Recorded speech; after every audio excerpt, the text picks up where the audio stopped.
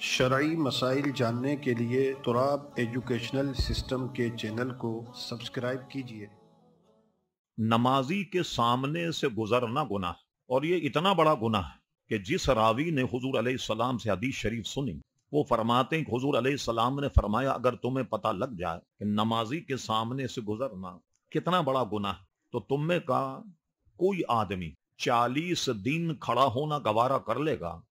مگر نمازی کے سامنے سے نہیں گزرے گا۔ راوی کہتے ہیں میں بھول گیا کہ حضور علیہ السلام نے 40 دن فرمایا یا 40 مہینے فرمایا یا 40 سال فرمایا، یہ ان کو سہو ہو گیا، مگر کم سے کم 40 دن بھی مان لیا جائے، یہ بھی تو ایک بہت بڑی بات ہے کہ آدمی نمازی کے سامنے سے نہیں گزرے۔ بہت سے حضرات جب وضو ٹوٹ جائے تو وضو ٹوٹنے کی دو صورتیں، ایک تو یہ کہ وہ اپنی نماز پڑھ رہا فوراً نماز چھوڑ کر چلا جائے، اور ایک یہ کہ بجماعت نماز پڑھ رہا۔ بجماعت نماز پڑھنے میں یا کسی بھی نماز پڑھنے میں اگر وضو ٹوٹ جائے فوراً نماز سے باہر ہو جائے، یعنی نماز کو توڑ دے۔ میں نے نماز کو توڑنا اس لیے کہا کہ وضو ٹوٹنے کی صورت میں 13 شرائط ایسی ہیں کہ جو عالم کو بھی یاد نہیں رہتی، مؤذن کو بھی یاد نہیں، تو عوام کو کہاں یاد رہے۔ اس میں شرائط یہ ہیں کہ وہیں سے چھوڑ کر کے جائے اور وضو کر کے اور اپنی نماز کو وہیں سے شروع کرے جہاں سے چھوڑ کے آیا، جو رکعتیں نکل جائیں ان کو وہ جیسے مسبوق نماز پڑھتا ہے ویسے نماز پڑھے۔ چونکہ مسائل لوگوں کو یاد نہ ہونے کی وجہ سے اب وہ نماز توڑنے کے بعد اگر وہ مفرد ہے تو چلا جائے، وضو کر کے اپنی نماز کو لوٹائے، اور اگر جماعت کے ساتھ نماز پڑھ رہا ہو اب اگر اس کا وضو ٹوٹا تو مروت میں کھڑا نہیں رہے، اس لیے کہ بے وضو نماز پڑھنا کفر ہے، آدمی دائرے اسلام سے خارج ہو جائے گا اگر بے وضو نماز پڑھ تو فوراً نکل جائے۔ اور فقہا نے اس کی اپنی ناموس اور عزت کو برقرار رکھنے کا کہ اس طریقے سے اپنی ناک پکڑ لے تاکہ لوگ سمجھے اس کی نکسیر ٹوٹ گئی، اور کتنی ہی صفوں کے سامنے سے اسے گزرنا پڑے تو گزر جائے، گزرنے والا گناہگار نہیں ہوگا۔ کیوں گناہگار نہیں ہوگا؟ جیسے نماز میں امام کی قرات مقتدی کی قرات، امام جب قرات کرتا ہے تو مقتدی قرات نہیں کرتا، تو کیا مطلب کہ امام کی قرات مقتدی کی قرات،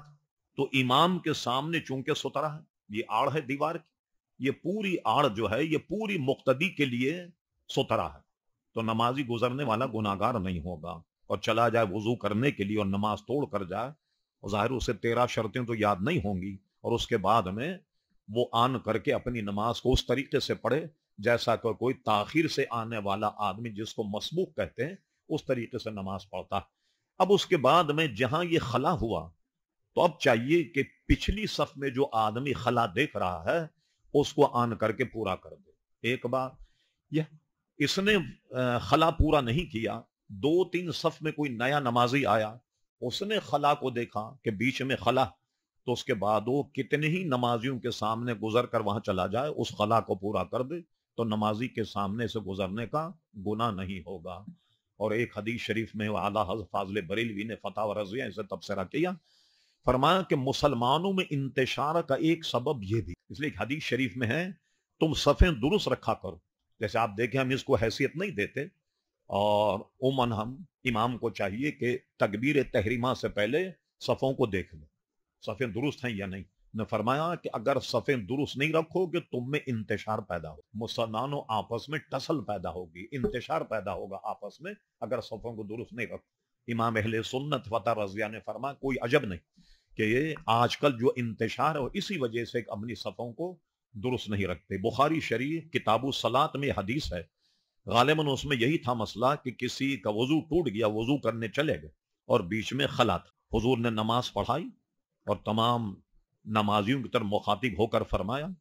تم اپنی صفوں کو درست رکھا کرو، کیا تم یہ سمجھتے ہو میں خالی آگے سے دیکھتا ہوں؟ میں جیسا آگے سے دیکھتا ہوں اسی طرح پیٹھ کے پیچھے سے بھی دیکھتا ہوں، اور سرزنی فرمائی کہ اپنے صفوں کو درست رکھا کرو۔ تو اب کوئی صاحب اس خلا کو اگر پورا کر دیں گے تو یہ مستحب ہے اور یہ اچھا ہے، اور نمازی کے سامنے سے گزرنے کے لیے وہ گناہگار نہیں۔